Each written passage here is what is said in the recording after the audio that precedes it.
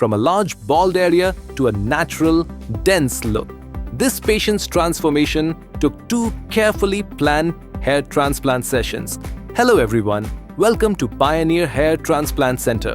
Today we're sharing an inspiring transformation of a patient who came to our clinic with a large bald area covering the frontal and mid-scalp region.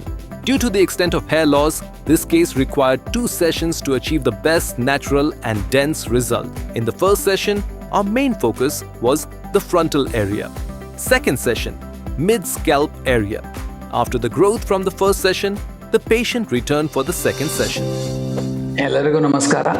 ಇವತ್ತು ನಾವು ಮಾಡೋದು ವಿಡಿಯೋನಲ್ಲಿ special ಏನಂದರೆ class 5 R class 6 baldness ಅಂತ ಅವ್ರಿಗೆ transplantation ಮಾಡಬೇಕಂದ್ರೆ ಪೇಷಂಟ್ಗೆ ಏನೇನು ಥರ ಗೋಲ್ಸ್ ಇರುತ್ತೆ, ಏನೇನು ಎಕ್ಸ್ಪೆಕ್ಟೇಷನ್ಸ್ ಇರುತ್ತೆ, ಆ ಎಕ್ಸ್ಪೆಕ್ಟೇಷನ್ಸ್ ಮೀಟ್ ಆಗಬೇಕಂದ್ರೆ ಸರ್ಜನ್ ಸೈಡ್ ಏನು ಚಾಲೆಂಜಸ್ ಇರ್ತವೆ.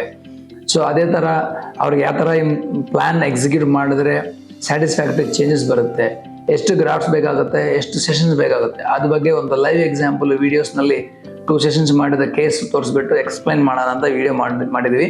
ದಯವಿಟ್ಟು ಈ ವಿಡಿಯೋ ಲಾಸ್ಟ್ ವರ್ಕ್ ನೋಡ್ರಿ, ನಿಮ್ಗೊಂದು ಕ್ಲಾಸ್ 5 ಕ್ಲಾಸ್ 6 ಬಾಲ್ನೆಸ್ನಲ್ಲಿ ಯಾವ ಥರ ರಿಸಲ್ಟ್ಸ್ ಬರ್ತವೆ, ಏನೇನು ಪ್ಲ್ಯಾನ್ ಮಾಡಿದ್ರೆ ಒಳ್ಳೇದಂದ್ರೆ ನಿಮ್ಗೆ ಅರ್ಥ ಆಗುತ್ತೆ. ಈ ವಿಡಿಯೋ ಮಾಡೋಕ್ಕೆ ಆಲ್ಮೋಸ್ಟ್ ನಮಗೆ 13-14 ತಿಂಗಳು ಆಗಿದೆ.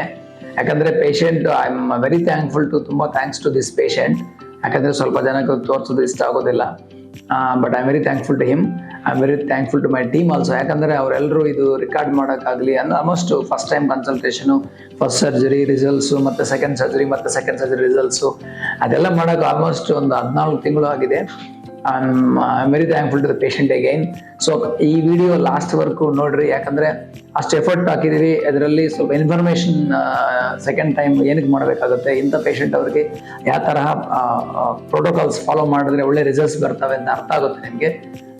Kindly watch until end. Thank you.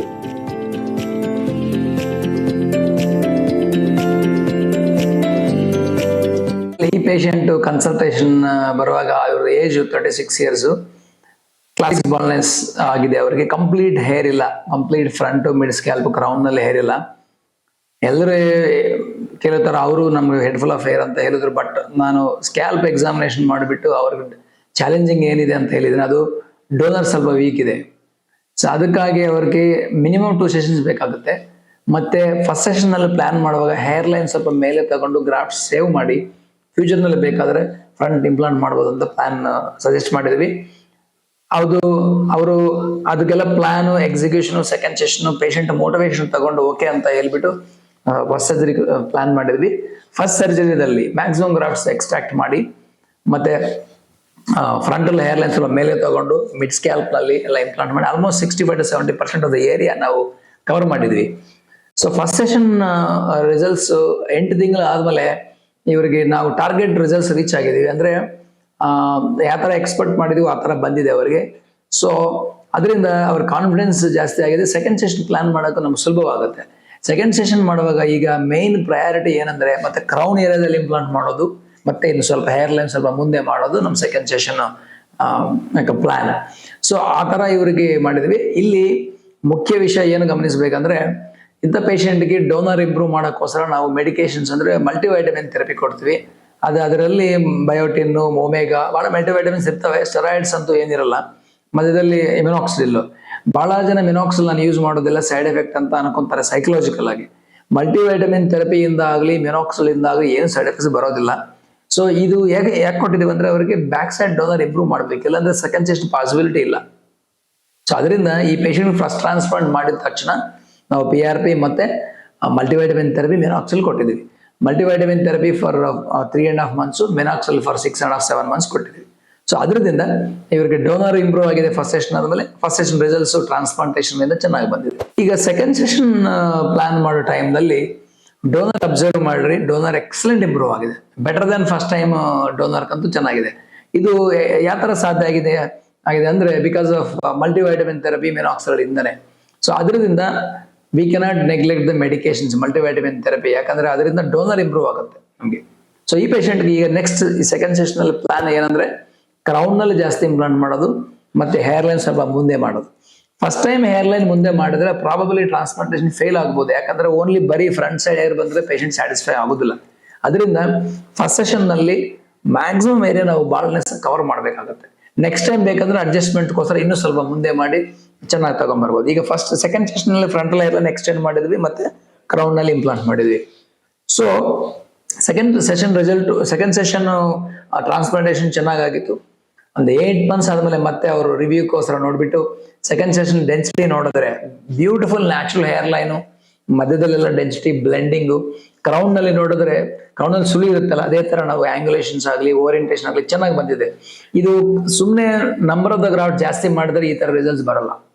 ಅಂದ್ರೆ ಆರ್ಟಿಸ್ಟಿಕ್ ಹ್ಯಾಂಡ್ ಇಂದ ನೀಟಾಗಿ ಆಂಗ್ಯುಲೇಷನ್ಸ್ ಓರಿಯಂಟೇಷನ್ ಚೆನ್ನಾಗಿ ಮಾಡಿದ್ರೇನೆ ಕ್ರೌನ್ ಏರಿಯಾದಲ್ಲ ಆಗಲಿ ಫ್ರಂಟ್ ಏರ್ಲೈನ್ ಅಲ್ಲಾಗಲಿ ನ್ಯಾಚುರಲ್ ಆಗಿ ಬರ್ತವೆ. ಬಹಳ ಜನ ಕೇಳ್ತಾರೆ ಬೇರೆ ಕಡೆ ಎಲ್ಲ ಕಡೆ ಟ್ರಾನ್ಸ್ಪ್ಲಾಂಟ್ ಮಾಡ್ತಾರೆ ಸರ್ ಅಂತ, ಬಟ್ ರಿಸಲ್ಟ್ಸ್ ನ್ಯಾಚುರಲ್ ಆಗಿ ಬರಲ್ಲ. ದೂರದಿಂದನೇ ಅರ್ಥ ಆಗುತ್ತೆ ಟ್ರಾನ್ಸ್ಪ್ಲಾಂಟೇಷನ್. ಅದರಿಂದಾನೇ ಒಳ್ಳೆ ಟ್ರಾನ್ಸ್ಪ್ಲಾಂಟ್ ಕ್ಲಿನಿಕ್ಗೆ ಹೋಗ್ಬೇಕು. ನಿಮ್ ಕೇಸ್ ತೋರಿಸ್ಬಿಟ್ಟು ಕೇಸ್ ಡಿಸ್ಕಷನ್ ಮಾಡಿದಾದ್ಮೇಲೆ ಟ್ರಾನ್ಸ್ಪ್ಲಾಂಟೇಷನ್ಗೆ ಹೋಗ್ಬೇಕಾಗುತ್ತೆ. ಇನ್ನೊಂದು ಸೆಕೆಂಡ್ ಸೆಷನ್ ಬೇಕಾ ಸರ್ ಅಂತಾರೆ. ಎಸ್, ಸ್ವಲ್ಪ ಜನರಲ್ಲಿ ಬೇಕಾಗುತ್ತೆ. ಈ ಪೇಷಂಟ್ಗೆ 3ನೇ ಸೆಷನ್ ಬೇಕಾಗ್ಬೋದು, ಬಟ್ ಇವರಿಗೆ ಲಕ್ಕಿಯಾಗಿ ಸೆಕೆಂಡ್ ಸೆಷನ್ ಅಲ್ಲೇ ಬಂದಿದೆ, ಸ್ವಲ್ಪ ಹೇರ್ ಲೈನ್ ಮೇಲೆ ತಗೊಂಡಿದ್ವಿ. ಇನ್ನು ಸ್ವಲ್ಪ ಸ್ಕ್ಯಾಲ್ಪ್ ದೊಡ್ಡದಾದ್ರೆ 3rd ಸೆಷನ್ ಬೇಕಾಗಿರ್ಬೋದು. ಸೊ ಅದರಿಂದ ಸೆಕೆಂಡ್ ಸೆಷನ್ ನೀವು ಅರ್ಜೆಂಟ್ ಮಾಡುವಾಗ ಏನಾಗುತ್ತೆ ಅಂದ್ರೆ most of the clinics second session 6 months ಆದ್ಮೇಲೆ ಯಾಕೆ ನೆಕ್ಸ್ಟ್ ದಿನನೇ ಮಾಡೋಣ ಅಂತ ಮಾಡ್ತಾರೆ. ಆ ತರ ಮಾಡಕ್ ಸಾಧ್ಯ ಇಲ್ಲ. ಆ ತರ ಮಾಡಿದ್ರೆ ನಿಮ್ಗೆ ಟ್ರಾನ್ಸ್ಪ್ಲಾಂಟೇಷನ್ ಫೇಲ್ಯೂರ್ ಆಗಿ ಚಾನ್ಸಸ್ ಮೋರ್ ದನ್ 80-90% ಇದೆ. ಸೊ ಫಸ್ಟ್ ಸೆಷನ್ ಟ್ರಾನ್ಸ್ಪ್ಲಾಂಟೇಷನ್ ಹಾರ್ವೆಸ್ಟೇಷನ್ ಆಗಿದ ತಕ್ಷಣ ಬ್ಯಾಕ್ ಸೈಡ್ ಸ್ಕ್ಯಾಲ್ಪ್ ಹೀಲ್ ಆಗಬೇಕು, ಚೆನ್ನಾಗಿ ಮತ್ತೆ ಗ್ರಾಫ್ಟ್ಸ್ ತಗೋಬೇಕು ಅವಕಾಶ ಇರ್ತದೆ. ನೆಕ್ಸ್ಟ್ ವೀಕ್ ನಲ್ಲಿ ತಗೊಂಡ್ರೆ ಸ್ಕ್ಯಾಲ್ಪ್ ಸ್ಕಿನ್ ಡ್ಯಾಮೇಜ್ ಆಗಿ ಟೋಟಲ್ ಹೇರ್ ಎಲ್ಲ ಡ್ಯಾಮೇಜ್ ಆಗುತ್ತೆ, ನಿಮ್ಗೆ ಫೈನಲ್ ಔಟ್ಕಮ್ ಅಷ್ಟು ಚೆನ್ನಾಗಿ ಬರಲ್ಲ. ಅದರಿಂದ second session minimum 6 months gap ಬೇಕೇ ಬೇಕು. ಆ ತರ ವೀಕ್ ಡೋನರ್ ಇರೋರು ಮಲ್ಟಿವೈಟಮಿನ್ ಥೆರಪಿ ತಗೊಂಡ್ರೆ ಇನ್ನೂ ಚೆನ್ನಾಗಿ ಡೋನರ್ ಬರುತ್ತೆ. ಸೆಕೆಂಡ್ ಸೆಷನ್ ರಿಸಲ್ಟ್ಸ್ ಇವರಿಗೆ ಫ್ಯಾಂಟಾಸ್ಟಿಕ್ ಬಂದಿದೆ. ಇದು ಯಾಕಂದ್ರೆ ಮೇನ್ ಇಂಪಾರ್ಟೆಂಟ್ ಏನಂದ್ರೆ ಇಲ್ಲಿ ಗ್ರಾಫ್ ನಂಬರ್ ಅಲ್ಲ, ಪೇಷಂಟ್ ಮೋಟಿವೇಶನ್. ಸೆಕೆಂಡ್ ಸೆಷನ್ ನಾವೆಲ್ದಂಗೆ ನೀಟಾಗಿ 6 months 8 months ಆದ್ಮೇಲೆ ಬಂದ್ರು, ಮತ್ತೆ ಸೆಕೆಂಡ್ ಸೆಷನ್ ನೀಟಾಗಿ ಮಾಡ್ಕೊಂಡು ಮಲ್ಟಿವೈಟಮಿನ್ ಥೆರಪಿ ತಗೊಂಡಿದ್ದಾರೆ. ಇದೆಲ್ಲ ಸೇರಿ ರಿಸಲ್ಟ್ಸ್ ಔಟ್ಕಮ್ ಚೆನ್ನಾಗಿರ್ತದೆ. ಅದರಿಂದ hair transplantation class 5 class 6 baldness ಅವರಾಗ್ಲಿ ಬೇರೆ ಯಾರಾಗ್ಲಿ ನಿಮ್ ಸರ್ಜನ್ ಚಾಯ್ಸ್ ಪ್ರಕಾರ ಟ್ರೀಟ್ಮೆಂಟ್ ತಗೊಂಡ್ರೆ ಡೆಫಿನೆಟ್ಲಿ ರಿಸಲ್ಟ್ಸ್ ಚೆನ್ನಾಗಿರುತ್ತೆ. ಸೊ ಅರ್ಜೆಂಟ್ ಕೋಸ್ಕರಕ್ಕಾಗಿ ಇಲ್ಲ ಅಂದ್ರೆ ಬಡ್ಜೆಟ್ಗೋಸ್ಕರಕ್ಕಾಗಿ ಎಲ್ಲ ಕಡೆನೂ ಟ್ರಾನ್ಸ್ಪ್ಲಾಂಟ್ ಮಾಡ್ಕೊಳಕ್ ಹೋದ್ರೆ ನಿಮಗೆ ಅಥೆಂಟಿಕೇಟೆಡ್ ಇನ್ಫಾರ್ಮೇಶನ್ ಕೊಡೋದಿಲ್ಲ. ನಿಮ್ಗೆ ನೆಕ್ಸ್ಟ್ ದಿನ ಸೆಕೆಂಡ್ ಸೆಷನ್ ಮಾಡ್ತಾರೆ, ಗ್ರಾಫ್ಟ್ಸ್ ಜಾಸ್ತಿ 10,000 ಅಂತ ಹೇಳ್ತಾರೆ. ಅಷ್ಟು ಗ್ರಾಫ್ಟ್ಸ್ ನಮ್ಗೆ ಬೇಕಾಗಿಲ್ಲ. ಇದೆಲ್ಲ ಆಗಿ ಎಂಡ್ ಆಫ್ ದ ರಿಸಲ್ಟ್ಸ್ ಚೆನ್ನಾಗಿರಲ್ಲ. ಅದರಿಂದ ಕ್ಲಾಸ್ 5 ಕ್ಲಾಸ್ 6 ಬಾಲ್ನೆಸ್ ಮತ್ತೆ ಬೇರೆ ಬಾಲ್ನೆಸ್ ಅವರು ಫಸ್ಟ್ ಆಫ್ ಆಲ್ ನಿಮ್ ಕೇಸ್ ಸರ್ಜನ್ ಹತ್ರ ಕುತ್ಕೊಂಡು ಡಿಸ್ಕಸ್ ಮಾಡಿ ನಿಮ್ ಗೋಲ್ಸ್ ಏನು, ನಮ್ ಕೇಸ್ ಯಾವ ತರ ಮಾಡಬೇಕು ಅದೆಲ್ಲ ವಿಚಾರಿಸ್ಕೊಂಡು ಎಷ್ಟು ಟೈಮ್ ಗ್ಯಾಪ್ನಲ್ಲಿ ಮಾಡಬೇಕಾಗುತ್ತೆ. ಇದೆಲ್ಲ ಮಾಡಿದ್ರೆ ಡೆಫಿನೆಟ್ ಆಗಿ ಒಳ್ಳೆ ರಿಸಲ್ಟ್ಸ್ ಬರ್ತವೆ. ನಮ್ ಕಡೆಯಿಂದ ಚಾಲೆಂಜಸ್ ಏನಂದ್ರೆ ಈ ತರ ಪೇಷಂಟ್ಗೆ ಅರ್ಜೆಂಟ್ ಇದ್ರೂ second day 3rd day second session ಮಾಡೋದು ಸಾಧ್ಯ ಇಲ್ಲ. ಆ ತರ ಮಾಡಿದ್ರೆ ರಿಸಲ್ಟ್ಸ್ ಬರಲ್ಲ. ಬಹಳ ಜನ ಅದು ಅರ್ಥ ಮಾಡ್ಕೊಂಡಲ್ಲ, ಬೇರೆ ಕಡೆ ಹೋಗಿ ಸೆಕೆಂಡ್ ಸೆಷನ್ ನೆಕ್ಸ್ಟ್ ದಿನ ಮಾಡ್ಕೊಂಡು ಹಾಲ್ ಮಾಡ್ಕೊಂಡಿದ್ರು ಬಹಳ ಜನ ನೋಡಿದ್ದೀನಿ. ಅದರಿಂದ ನೀಟಾಗಿ ಒಳ್ಳೆ ಕ್ಲಿನಿಕ್ ಹತ್ರ ಹೋಗಿ ಒಳ್ಳೆ ಸರ್ಜನ್ ಹತ್ರ ಕೂತ್ಕೊಂಡು ನಿಮ್ಗೆ ಯಾವ ತರ ಸೂಟ್ ಆಗುತ್ತೆ. ಯಾಕಂದ್ರೆ ಇಲ್ಲಿ ಗ್ರಾಫ್ಟ್ಸ್ ಡೋನರ್ ಇದೆಯಲ್ಲ ಅದು ದುಡ್ಡು ಕೊಟ್ರೆ ಬರಲ್ಲ, ನಿಮ್ಮ ಸ್ಕ್ಯಾಲ್ಪ್ ಇಂದನೂ ತಗೋಬೇಕು.